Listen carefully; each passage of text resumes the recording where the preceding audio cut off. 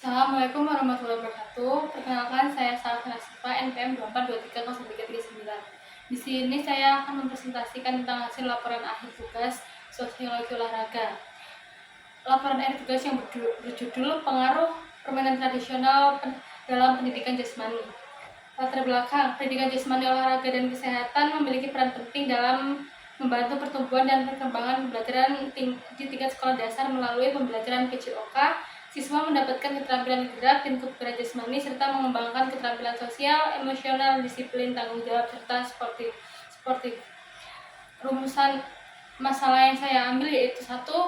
Bagaimana pengaruh penerapan permainan tradisional terhadap aktivitas belajar siswa dalam pembelajaran PJOK di sekolah dasar. Yang kedua, bagaimana pengaruh penerapan permainan tradisional terhadap keterampilan motorik siswa dalam pembentukan pendidikan jasmani, olahraga, kesehatan di sekolah.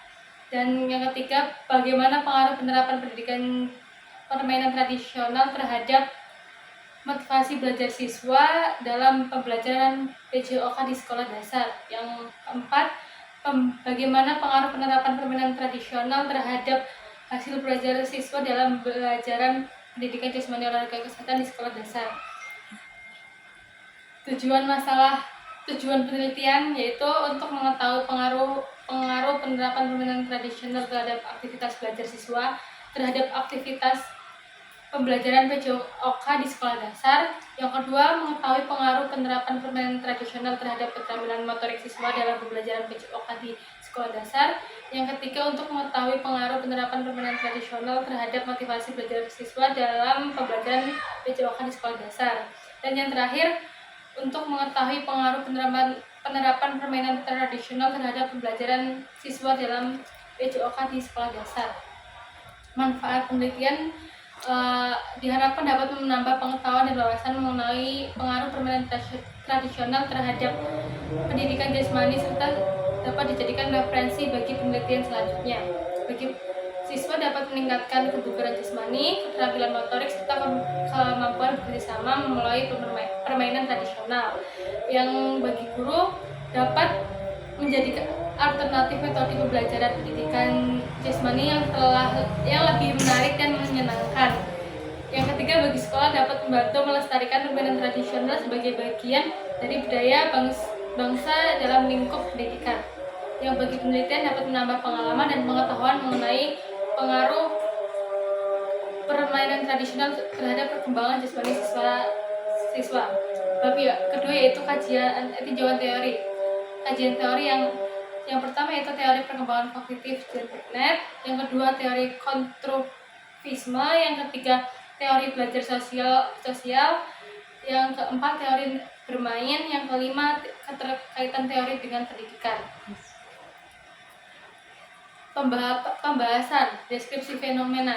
Teknologi digital sudah banyak mempengaruhi cara hidup anak-anak sekolah dasar secara besar-besaran. Sekarang ini anak cenderung suka bermain game daripada permainan tradisional. Salah satu cara untuk menyelesaikan masalah ini adalah dengan menggabungkan permainan tradisional ke dalam pembelajaran PJOK seperti gerobak sodor, betengan, engklek, dan bakia. Analisis sosiologi. Menurutnya semangat siswa dalam pembelajaran pada kegiatan fisik dan permainan tradisional bisa dianalisis dengan menggunakan beberapa teori seperti yang di atas. Menurut teori perkembangan kognitif, anak-anak yang berada di usia sekolah dasar berada pada tahap operasional atau konkret. Permainan tradisional memberikan pengalaman nyata yang melibatkan gerakan fisik dan berinteraksi dengan orang lain sehingga cocok untuk tumbuh dan berkembang anak. Menurut teori konstruktivisme, pengetahuan itu terbentuk dari pengalaman seseorang yang alami sendiri. Menurut teori belajar sosial menyatakan bahwa seseorang mempelajari hal-hal dengan mengamati dan berinteraksi dengan orang serta lingkungan sosial di sekitarnya. Menurut teori bermain menyatakan bahwa bermain adalah kebutuhan paling penting untuk perkembangan anak. Dampak sosial di sini ada dua dampak, yaitu dampak negatif dan dampak positif. Dampak positifnya yaitu meningkatkan gerak fisik siswa agar membantu kesehatan dan kebugaran tubuh. Yang kedua, meningkatkan kemampuan gerak tubuh seperti melompat dengan cepat, menggerakkan tubuh dengan baik, menjaga keseimbangan dan bergerak cepat. Yang ketiga, membantu kemampuan sosial dalam bekerja sama, berkomunikasi, dan berinteraksi sosial. Yang keempat, membentuk nilai-nilai karakter seperti disiplin, tanggung jawab, rasa sportif, dan kejujuran. Yang kelima, meningkatkan semangat dan keterlibatan siswa dalam belajar PJOK. Dan yang terakhir, membantu menjaga budaya lokal dengan mengenalkan permainan tradisional kepada anak muda. Dampak negatifnya sendiri ada 4, yaitu keterbatasan ruang, resiko cedera, waktu untuk beradaptasi, dan keterampilan guru. Saran dan rekomendasi dari penelitian di atas yaitu guru menggabungkan permainan tradisional secara rapi dan terus-menerus. Yang kedua, sekolah memiliki fasilitas dan tempat yang cukup untuk bermain siswa. Yang ketiga, guru memiliki jenis permainan sesuai dengan usia, kemampuan dan tujuan pembelajaran yang diharapkan dari siswa. Yang keempat, sosialisasi dan pelatihan bagi guru tentang cara menggunakan permainan tradisional. Yang kelima, kerjasama orang tua dan sekolah penting untuk mendorong anak beraktivitas. Yang terakhir yaitu lomba atau festival permainan tradisional yang diadakan di sekolah. Bab 4 yaitu penutup.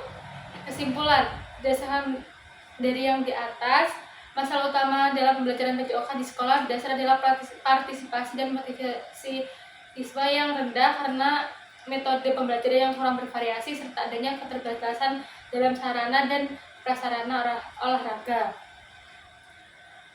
Sarannya berdasarkan kesimpulan yang di atas itu guru diharapkan bisa menggabungkan permainan tradisional ke pembelajaran dengan cara terencana dan terus-menerus serta menyesuaikan jenis permainan sesuai dengan usia, kemampuan, dan tujuan belajar siswa.